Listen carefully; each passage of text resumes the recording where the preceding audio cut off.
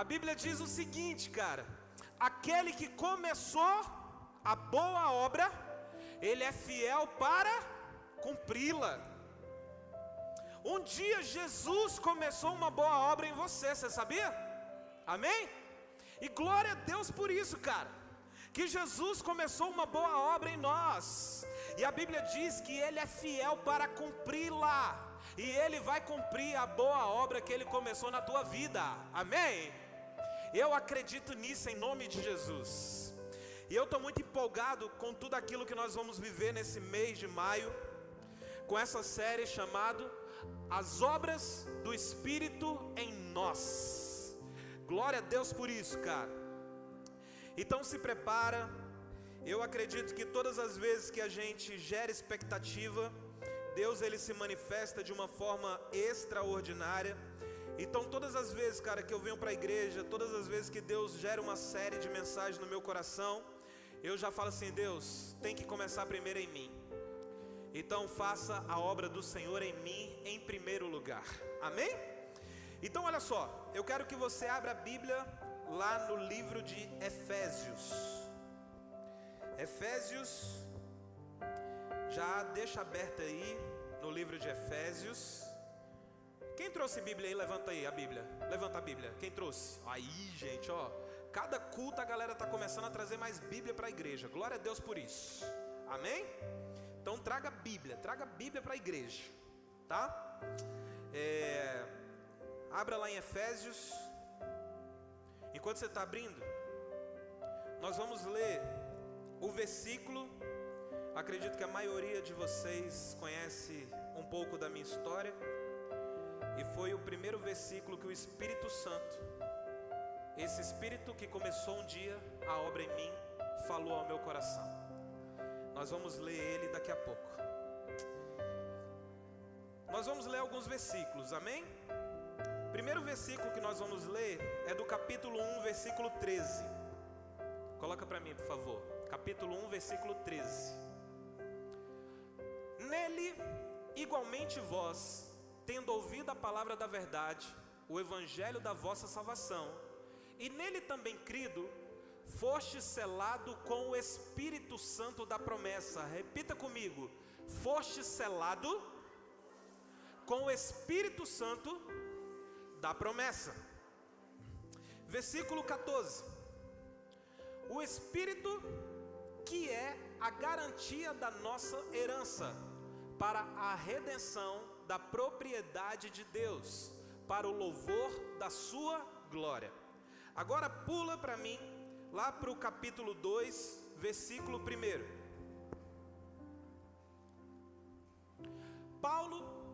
Capítulo 2, versículo 1. Ele vos concedeu a vida, estando vós mortos nas vossas transgressões e pecado. Versículo 2. Nos quais andastes no passado, conforme o curso desse sistema mundial, de acordo com o príncipe do poder do ar, o espírito que agora está atuando nos que vivem na desobediência.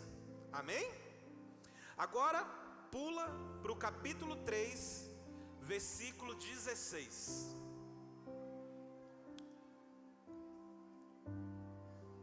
Capítulo 3, versículo 16. Oro para que juntamente com suas gloriosas riquezas, Ele vos fortaleça no âmago do vosso ser, com todo o poder, por meio do Espírito Santo. Diga Espírito Santo. Versículo 17. E que Cristo habite por meio da fé em vosso coração, a fim de que, arraigados e fundamentados em amor, versículo 18, vos seja possível, em união com todos os santos, compreender a largura, o comprimento, a altura e a profundidade dessa fraternidade. Agora vai para o capítulo 4, versículo 30.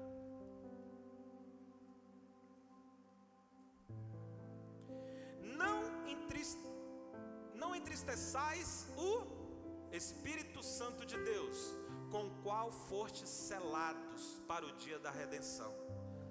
Agora capítulo 5, versículo 18, o versículo da minha vida, o primeiro versículo que o Espírito Santo falou para mim. E não vos embriagueis com vinho, que leva à devassidão, mas deixai-vos encher pelo Espírito. Versículo 19. Falando entre vós com salmos, hinos e cantos espirituais, cantando e louvando de coração ao Senhor. Versículo 20. E cotidianamente dando graças por tudo a Deus o Pai, em o nome de nosso Senhor Jesus Cristo. Versículo 21. Sujeitando-vos uns aos outros no temor de Cristo. Amém? Só esses versículos aí, esses poucos versículos. Amém? Gente, eu quero já dar um direcionamento para vocês como pastor, e durante esse mês eu queria que vocês, no devocional de vocês fizessem um devocional em cima do livro de Efésios. Amém?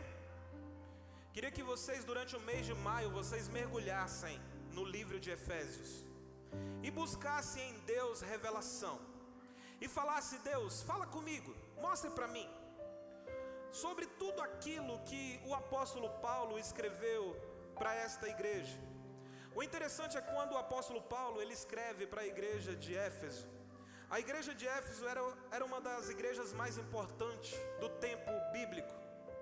Para vocês terem uma ideia, na cidade de Éfeso tinha uma das 7 maravilhas do mundo, que era o templo da deusa chamada Diana.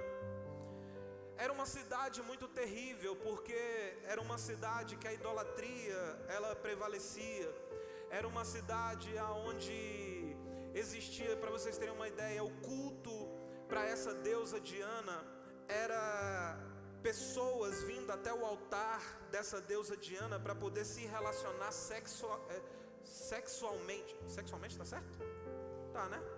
Tá bom. Sexualmente. Então era algo terrível. E Paulo, ele passa 3 anos nessa cidade. E essa cidade, ela vive um grande avivamento. Ao ponto, a partir do momento que o evangelho começa a ser pregado na cidade de Éfeso, as pessoas são impactadas de uma forma sobrenatural na cidade de Éfeso. A idolatria daquela cidade é desfeita. As pessoas começam a se converter, as pessoas começam a ser cheias do Espírito Santo. O evangelho começa a se propagar, não apenas na cidade de Éfeso, mas sobre todas as cidades circunvizinhas que existem ali naquela região. Então aquela região, ela é extremamente impactada pelo poder do Espírito Santo, quando Paulo começa a pregar naquela cidade. E aí o interessante é que Paulo, ele depois de um período, ele começa a discipular um camarada chamado Timóteo. E ele escreve para esse discípulo chamado Timóteo. Por isso que você vai ver no Novo Testamento 2 cartas chamadas 1º e 2º Timóteo, que era esse filho na fé. Paulo chama esse camarada chamado Timóteo de filho na fé. Ele gera esse cara, ele começa a acompanhar esse jovem Timóteo, que tinha em torno de 20 a 22 anos, e envia Timóteo, mesmo jovem, para pastorear essa igreja em Éfeso. Então Éfeso não é qualquer cidade, Éfeso não é qualquer lugar. Éfeso é um lugar extremamente relevante para essa época. E o interessante é que quando Paulo escreve essa carta para a igreja de Éfeso, então quando Paulo ele vai escrever, ele escreve algumas cartas, e algumas cartas são pastorais. É por isso que você já me ouviu aqui algumas centenas de vezes eu falar que todas as vezes que você vai ler a Bíblia, você não pode ler apenas um versículo. Amém? Não leia nunca um versículo isolado. Leia sempre, se possível, o capítulo todo. Por quê? Porque você vai correr um grande risco de ter uma interpretação errada do texto bíblico se você ler apenas um versículo isolado. Então, quando você for ler o texto bíblico, leia o antitexto, leia o pós-texto, estude sobre o tempo, estude sobre a cultura, o porquê foi escrito, para quem foi escrito, enfim. Por isso que eu estou dando toda essa introdução aqui, para poder você entender o porquê Paulo escreve para essa igreja. E aqui é uma igreja pastoral. É uma igreja pastoral, claro, mas é uma carta pastoral. Amém? É uma carta direcionada para uma igreja, para a igreja de Éfeso. Então, quando Paulo, ele escreve para as pessoas que estavam ali naquela igreja, ele começa a direcionar essas pessoas. E ali eles estão vivendo uma grande obra. Amém? E Paulo, ele entende que o Espírito Santo, ele está fazendo uma grande obra em pessoas. Primeiro porque ele experimentou disso. Amém? Porque não tem como eu enxergar que Deus está fazendo algo em alguém se antes eu não enxergar o que Ele está fazendo em mim. Você entendeu isso? Né? Porque a gente é mestre em enxergar o outro, mas a gente não quer enxergar a gente. A gente é mestre em enxergar o defeito do outro, mas a gente não quer enxergar o nosso defeito. Quem é casado aqui? A gente é mestre em enxergar o defeito do nosso cônjuge, né? Agora olhar para o nosso umbigo, vocês estão entendendo, né? Então, Paulo, antes de escrever, antes de falar para as pessoas da igreja, antes de ser direcionado, ele passou por uma grande obra. Até morrer, ele continuou passando por essa grande obra que o Espírito Santo começou na vida dele. E quem está passando por essa obra aí, levanta a mão. Glória a Deus por isso. Tem alguns que não estão passando, eu respeito. Mas Paulo, para vocês terem uma ideia, Paulo era um cara extremamente inteligente. A Bíblia diz que ele era fariseu de fariseu. A Bíblia diz que ele foi aluno de Gamaliel, que era um erudito da época. Era um cara extremamente inteligente. Paulo era acima da média. Paulo era perseguidor de cristão. Ele era aquele que conhecia a lei de capa a capa. Ele era um doutor, ele era um mestre da lei. E aí a Bíblia diz que esse mesmo Paulo, que na época era Saulo, ele está um dia na missão de matar os cristãos, de prender os cristãos. Só que aí ele tem um encontro com um mestre de obra chamado Jesus. A Bíblia diz que ele está andando numa estrada chamada Damasco, e de repente a Bíblia fala que dá um grande clarão. Ele vê uma luz muito forte. E aí a Bíblia diz que ele cai de joelhos. E quando ele cai de joelhos, ele ouve uma voz. E a voz dizia assim: Saulo, Saulo, por que me persegues? A partir daquele momento, cara, a partir daquele momento, a vida de Saulo começou a ser construída para um propósito. E eu já quero declarar sobre a tua vida: a sua vida está sendo construída para um propósito. Você está numa grande obra, cara. Deus te colocou num lugar para Ele te refazer, te construir, te reconstruir. Eu não sei em que momento que você está dessa obra, mas uma coisa é certa: você está na obra. E Paulo estava nesse lugar, e Paulo começou a viver uma grande obra a partir daquele encontro que ele teve com Jesus. A Bíblia diz que ele se levanta, e quando ele se levanta, ele está cego. E aí ele vai para casa, e ele fica quantos dias cego? Os bons de Bíblia aí? Quantos dias ele fica cego? Misericórdia. Quantos dias Saulo fica cego? Diga 3, abençoados. 3 dias. E aí, esse mestre de obras, chamado Espírito Santo, ele vira para um profeta chamado... Esqueci o nome do profeta, ó. Ananias? É Ananias, não é? Amém, glória a Deus. Ele vira para Ananias e fala assim: Ananias, você vai visitar um camarada. Aí quando Deus fala para Ananias o nome desse camarada, Ananias fala assim: Senhor, vou não. Por quê? Porque Ananias sabia quem era Saulo. Saulo era famoso. Saulo batia nos caras, Saulo prendia os cristãos. Aí Ananias fala assim: Senhor, não vou. Aí o Senhor fala assim: Ananias, você vai sim. Por quê? Porque ele é um escolhido meu. Eu tenho uma obra para poder realizar na vida desse camarada.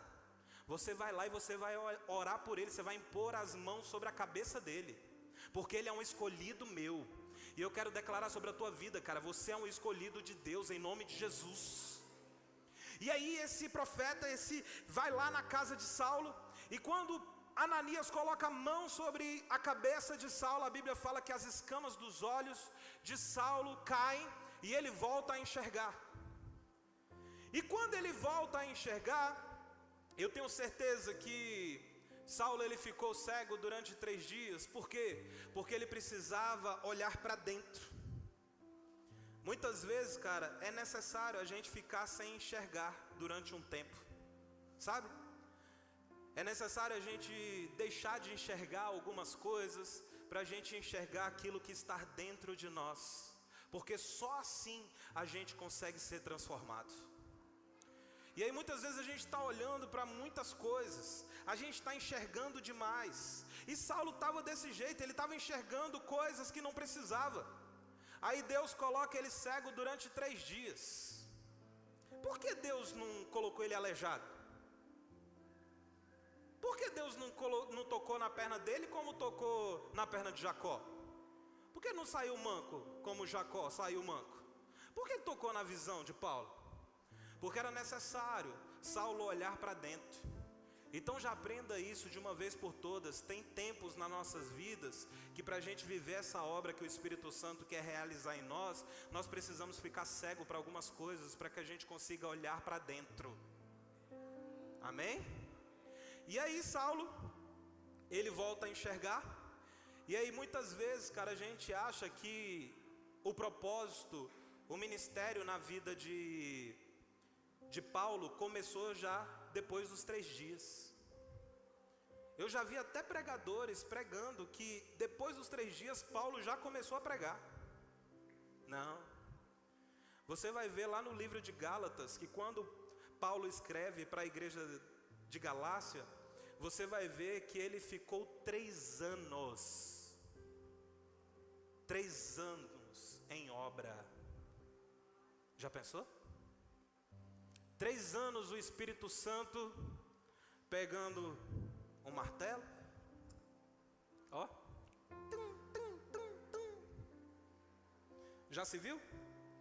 O Espírito Santo em você assim, ó.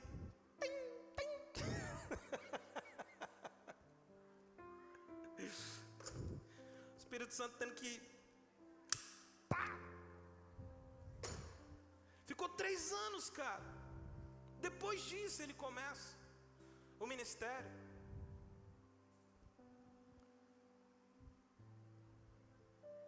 Então Paulo, ele vive esse processo dessa grande obra do Espírito nele. É por isso que ele tem autoridade para poder escrever. É por isso que aquele cara que transpirava ódio,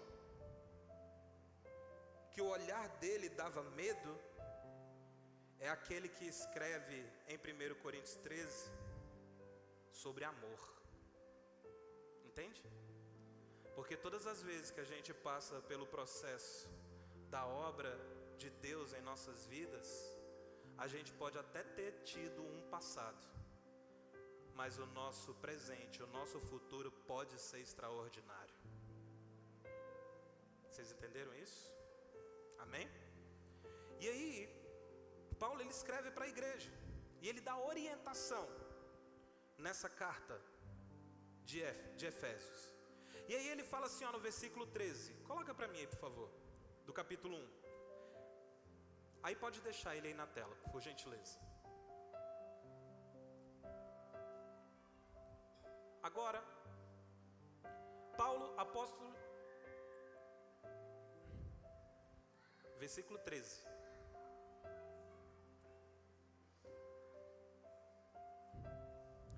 Olha só. Nele, igualmente vós, tendo ouvido a palavra da verdade, o evangelho da vossa salvação, e nele também crido. Primeira coisa, cara, que eu entendo quando eu passo por esse processo da obra do Espírito em mim, é que antes de eu viver a obra do Espírito, eu preciso primeiro crer. Amém? Não tem como você passar pela obra no Espírito se você não crer no Evangelho. Não tem como você passar pela obra do Espírito se primeiro você não abrir o teu coração para Jesus entrar. Vocês entenderam isso? Olha o que a Bíblia diz. Igualmente vós, tendo ouvido a palavra da verdade, o evangelho da vossa salvação, e nele também crido, primeira coisa. Aí a segunda coisa, ele fala assim, fostes o quê? Selados. Tem algumas pessoas aqui que tem mais ou menos a minha idade. Vocês lembram de quando existia selos, cartas, selo? Ah, Júlio, para. O Júlio já mandou muita carta com selo.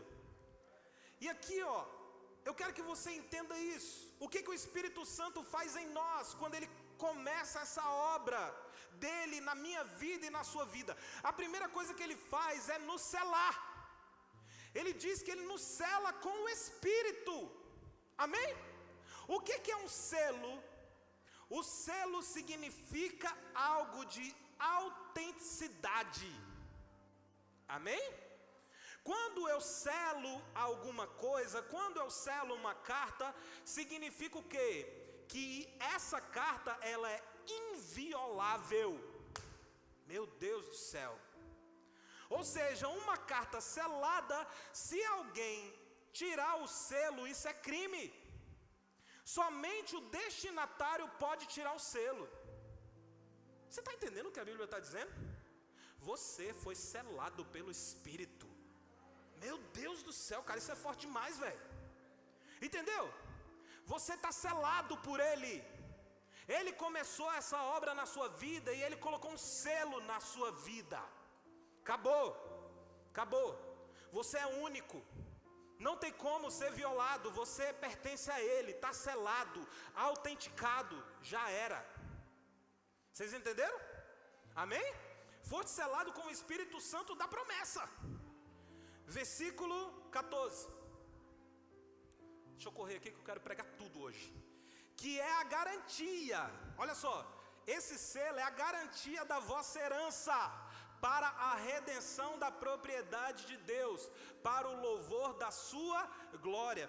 Na minha versão diz assim, ó, o Espírito é a garantia de nossa herança, até o dia em que Deus nos resgatará como sua propriedade. Meu Deus, isso é poderoso demais, cara. No livro dos Cânticos, a Bíblia vai falar o seguinte: quando o noivo está falando para sua amada, ele fala assim, ó, coloca um selo no teu coração como minha propriedade.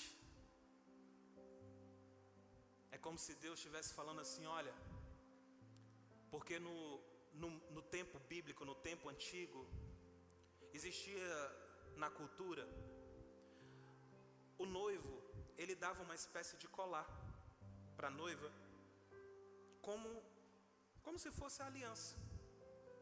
E essa noiva usava esse colar. E nesse colar tinha o nome do noivo como propriedade. É por isso que até hoje a gente usa isso, né? Ó, tem aqui, ó, Andréia. Ou seja, propriedade. Eu não sou dono de mim mais. Vocês estão entendendo? Ela não é dona dela mais.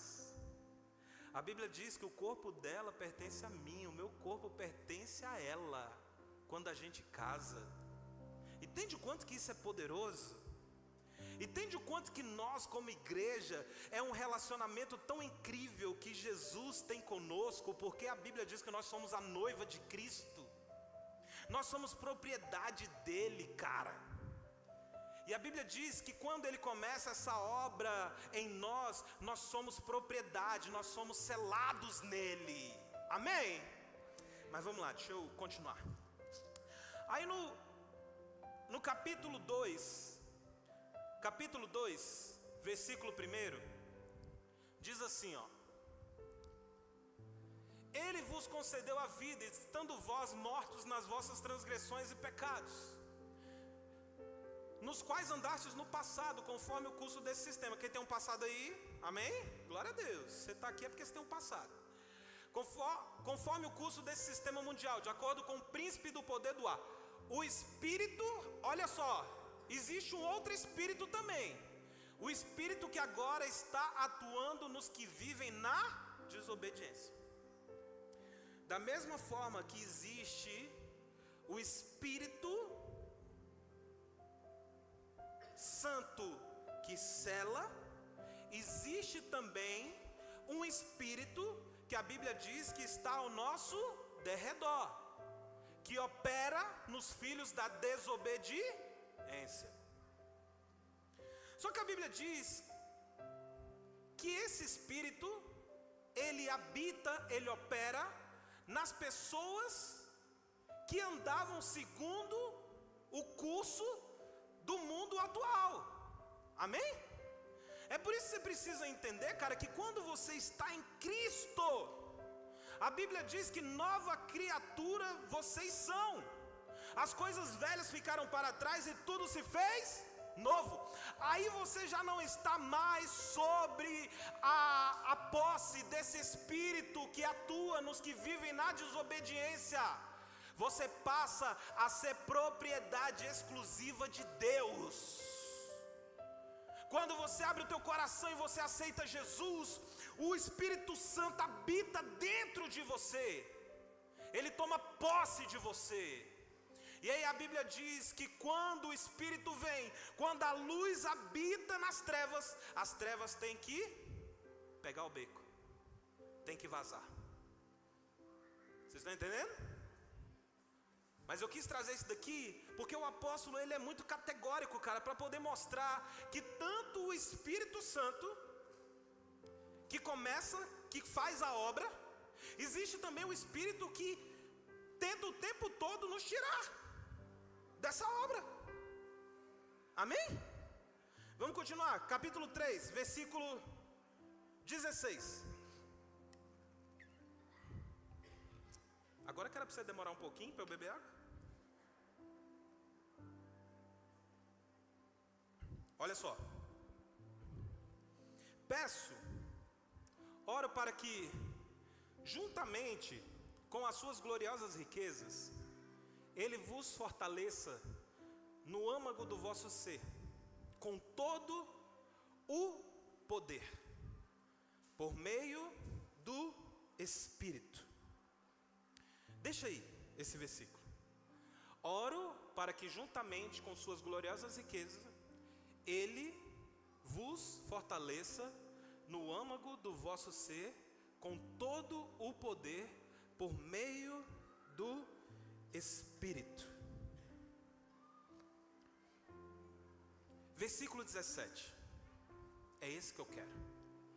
E que Cristo habite. Repita essa palavra comigo.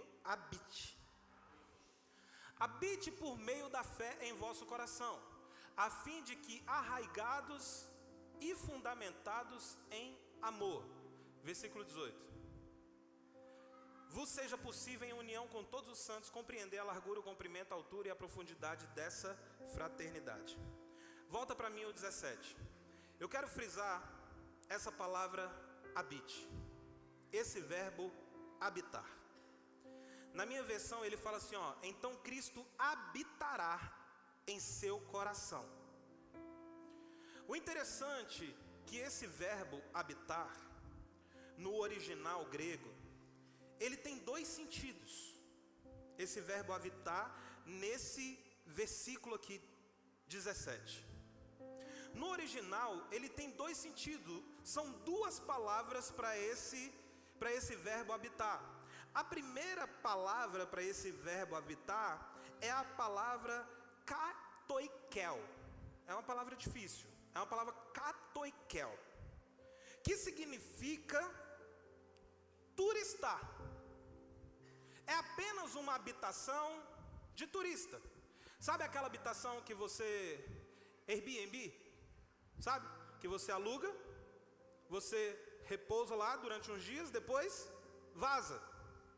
Então ele tem esse sentido de habitação, é kaitoikel, apenas esse sentido de turista. Só que o outro sentido desse original aqui, de habitar, desse verbo habitar, é paroikel, que aí é o forte, que já não é o sentido de turista. Sabe qual é o sentido? É o sentido de morador permanente. E aí, essa palavra habitar, no original do versículo 16, é paroikel, é o morador permanente. Então, quando a Bíblia diz, e que Cristo habite por meio da fé em vosso coração, Ele não vai habitar de uma forma como um turista, Ele vai habitar como um morador permanente. Amém? E como um morador permanente, querido, deixa eu te falar, Ele vai fazer a obra. E como morador permanente, Ele tem o direito, Ele tem o poder de falar assim: não, a Vanessa colocou essa pá aqui, não, mas eu sou um morador permanente, eu vou colocar a pá aqui, ó. Vocês entenderam?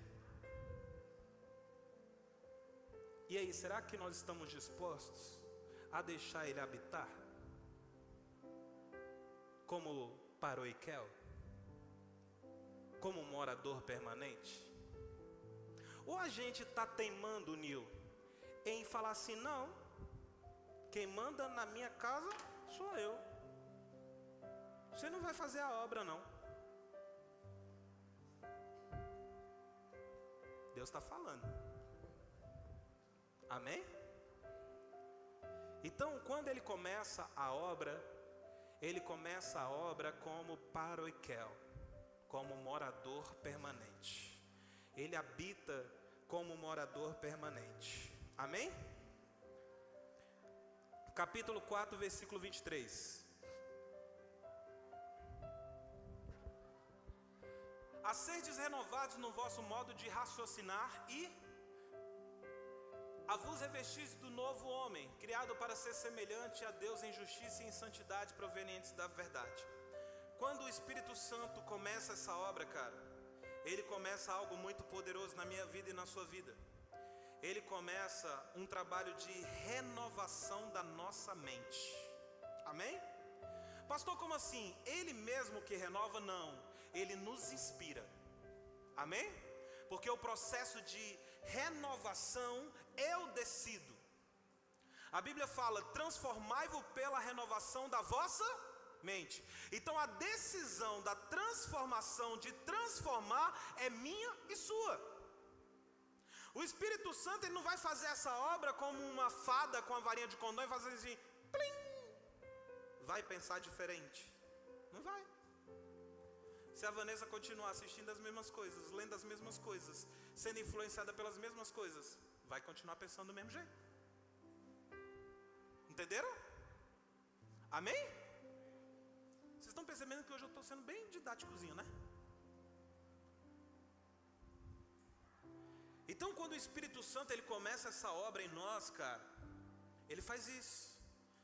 Ele nos move, Ele nos inspira a gente renovar os nossos pensamentos, a gente renovar as nossas atitudes.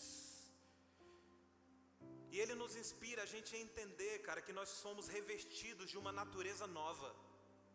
Amém? Porque quando Ele habita, Ele começa a mostrar coisas em nós que não faz parte da nossa natureza, que Ele criou. Muitas vezes a gente adquiriu uma natureza que não é a nossa. Entendeu? A Bíblia não. A psicologia vai falar que é a nossa psique, que a gente vai construindo ao longo do tempo, por conta das nossas influências, por conta dos nossos relacionamentos, enfim, e etc. Versículo 30. Olha só. Eu quero, durante esse mês, falar bastante, cara, sobre a pessoa do Espírito Santo. E não entristeçais o Espírito Santo de Deus, com o qual fostes, aí ó, a palavra selado de novo, ó, fostes selados para o dia da redenção. Porque muitas vezes, cara, a gente fala sobre Deus, a gente fala sobre Jesus, sim ou não? Mas a gente fala pouco sobre o Espírito Santo. E aí a gente acha que o Espírito Santo é apenas uma força, o Espírito Santo é apenas uma energia, o Espírito Santo é apenas um arrepio que a gente sente. Não, o Espírito Santo é uma pessoa também, amém? Ele é a terceira pessoa da Trindade, é Deus Pai, Deus Filho e Deus Espírito Santo.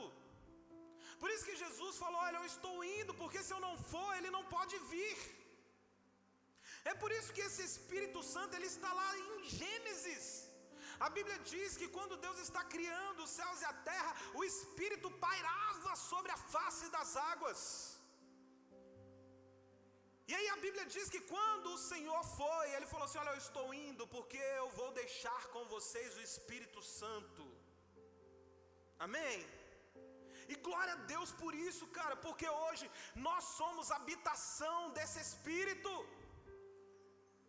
Sabe quando você vai cometer algo terrível e você dá um passo para trás? Você acha que é porque você é bom? Não é não, é o Espírito Santo dentro de você falando assim, não faz não. Entende? Porque você, a Bíblia diz que a nossa carnalidade, a nossa humanidade não é boa, nada se aproveita. Se não é o Espírito em nós, não dá, vai dar ruim. Amém? Então nós precisamos valorizar essa pessoa da Trindade que faz essa obra todos os dias na nossa vida. Amém? Então, olha só como ele é uma pessoa. Ele fica triste. Quem aqui já pecou? Levanta a mão.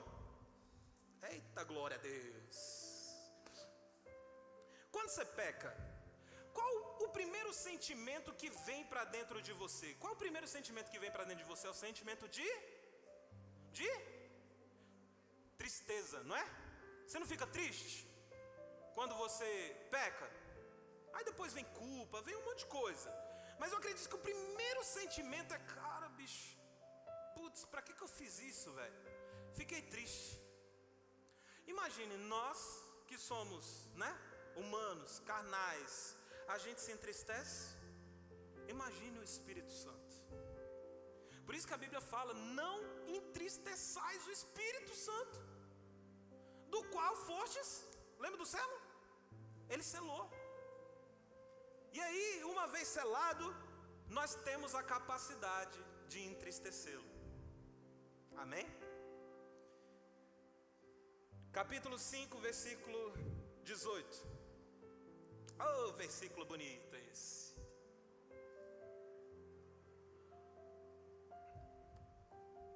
Para quem não conhece a minha história, eu estava, ó, mamado. E o Espírito Santo falou para mim no meu ouvido, ó, não vos embriagueis com vinho, mas enchei-vos do Espírito. Só que o detalhe, querido, é que eu nunca tinha lido a Bíblia. Esse que é o fantástico. Por isso que eu sou apaixonado por esse Espírito que começou a obra dele em mim. E aqui, cara, hoje eu estava meditando nisso. E aí olha só que coisa interessante. Paulo, ele está dando um direcionamento para quem? Vamos recapitular, ver se vocês estão lembrando da pregação. Paulo está dando um direcionamento para quem? Para quem? Para quem? Para quem? Para a igreja. Amém? Para qual igreja? Efésios. Glória a Deus. Vamos lá. E aí Paulo está dando esse direcionamento para a igreja. E aí quando ele dá o direcionamento, ele fala assim, ó, não vos embriagueis com vinho que leva à devassidão, mas enchei-vos, mas deixai-vos encher pelo Espírito. Eu estava pensando sobre esse texto bíblico. Vocês concordam comigo que aqui é um direcionamento? Sim ou não? Se é um direcionamento, muitas vezes a nossa tendência é focar apenas no direcionamento negativo, Luciano. Tipo assim, e não vos embriagueis com vinho. Eita, cara, a Bíblia está dizendo que eu não posso me embriagar com vinho. Mas o direcionamento não é só o não se embriagar com vinho. O direcionamento também é: enchei-vos do Espírito. Sabe o que eu aprendo? Se embriagar com vinho é pecado. Não se encher do Espírito também é pecado.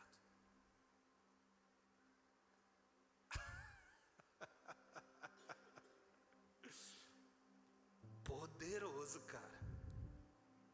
Amém? Porque a gente só foca no negativo. Sim ou não? Vamos ser sinceros. É ou não é? É. Eu vi uma história de um pastor que chegaram para ele e falaram assim: pastor, deixa eu falar um negócio aqui. Cara, tô com um problema lá na minha igreja. Eu tô com um diácono lá, cara, que eu peguei ele estava bebendo. E ele está em pecado. O que eu faço? Aí ele: é mesmo?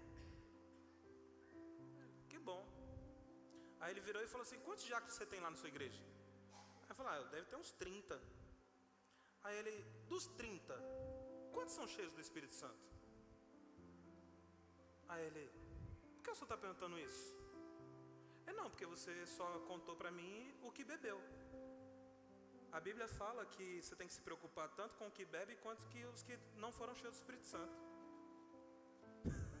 Vocês entenderam? Porque a nossa tendência, cara, é só focar no aquilo que aparentemente para nós é negativo. Só que para Deus não, cara. Deus, Ele quer fazer essa obra em nós e Ele quer que a gente também seja cheio do Espírito Santo. Amém?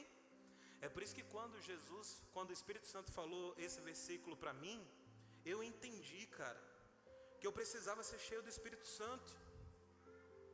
É por isso que as pessoas falam assim: pastor, por que você não bebe hoje mais? É porque não tem sentido mais para mim. Entende? Não tem sentido mais. Sacou? Porque um dia eu entendi isso aqui. Hoje eu prefiro ser cheio do Espírito Santo, cara. Por quê? Porque antigamente eu bebia para poder ficar alegre, para poder curtir com a galera, não sei o que, papapá. Hoje eu sou cheio do Espírito Santo, continuo curtindo com a galera, continuo fazendo as mesmas coisas que eu fazia e tá massa. E detalhe, acordo no outro dia de boa, sem ressaca. Sem dor de cabeça. Então pra quê? Sacou? Entende? Mas ficou claro isso, gente? Em nome de Jesus. E pra gente orar, queria já chamar o time de adoração aqui pra cima. Versículo 21, coloca aí pra gente. Olha só o que o Espírito faz em nós, a obra que Ele quer fazer em nós. Quando Ele começa a fazer essa obra em nós, cara, em mim, em você, a Bíblia diz: sujeitando-vos uns aos outros, no temor de Cristo. Sujeitando-vos uns aos outros, no temor de Cristo. Você entende o quanto que, eu não sei você, mas eu preciso ser muito melhor, cara. Quando eu leio textos como esses, eu falo: Jesus, eu preciso ser melhor. Jesus, continua fazendo essa obra que o Senhor começou um dia em mim. Porque muitas vezes, cara, é difícil a gente se sujeitar. Porque a gente quer se sujeitar com aquelas pessoas que a gente gosta. Mas a Bíblia não está falando que é para a gente se sujeitar só com quem a gente gosta. A Bíblia está falando: sujeitai-vos uns aos outros. É todo mundo. Servir uns aos outros. É todo mundo. Jesus fala assim, ó: um novo mandamento vos dou. Qual é o novo mandamento que Jesus dá? Qual é? Qual é? Ele fala assim: ama a Deus. Ele pega, cara, toda a lei. Ele pega toda a lei e ele reduz a um versículo. Ele fala assim, ó: amai a Deus sobre todas as coisas e irmão como a ti mesmo. Entendeu? Se você praticar isso, cara, acabou. Você cumpriu. Só que aí a gente quer amar só o irmão cheirosinho. A gente quer amar só o irmão que não dá trabalho.